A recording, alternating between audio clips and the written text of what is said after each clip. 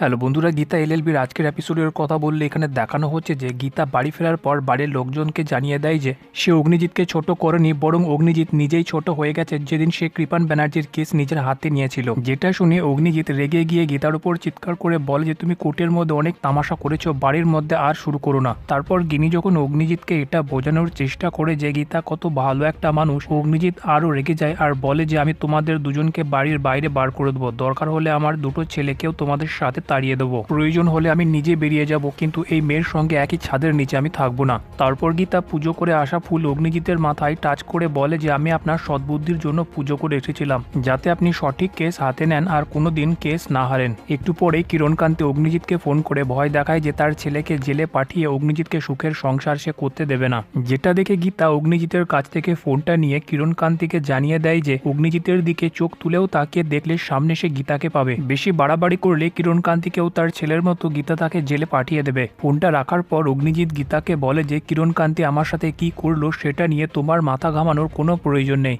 তোমার সাহায্য চাই না বলে চলে যেতে গেলে ব্রজবালা পেছন থেকে অগ্নিজিৎকে জানিয়ে দেয় যে এই গীতা একদিন ঢাল হয়ে তার জন্য দাঁড়িয়ে থাকবে, আর অগ্নিজিৎ এটা কোনোদিনও হবে না বলে সেখান থেকে চলে যায়। তারপর সাত্বিক গিনিকে বাড়ি থেকে ডিভোর্স দিয়ে তাড়িয়ে দেওয়ার হুমকি দিলে গীতা এসে বলে যে ও কোনো খেলনা নয় যে তুড়ি মেরে বাড়ি থেকে বার করে দেবেন, আপনাকে ভালো বলছি দিদিকে মেনে নিন, তাহলে এই কেসটা কোর্টের মধ্যে যাবে না। তারপর গীতা গিনিকে পুজোর ফুল সাত্বিকের মাথায় টাচ করাতে বলে ওখান থেকে চলে যায়, কিন্তু সাত্বিক গিনিকে অবহেলা করে সেখান থেকে চলে যায়।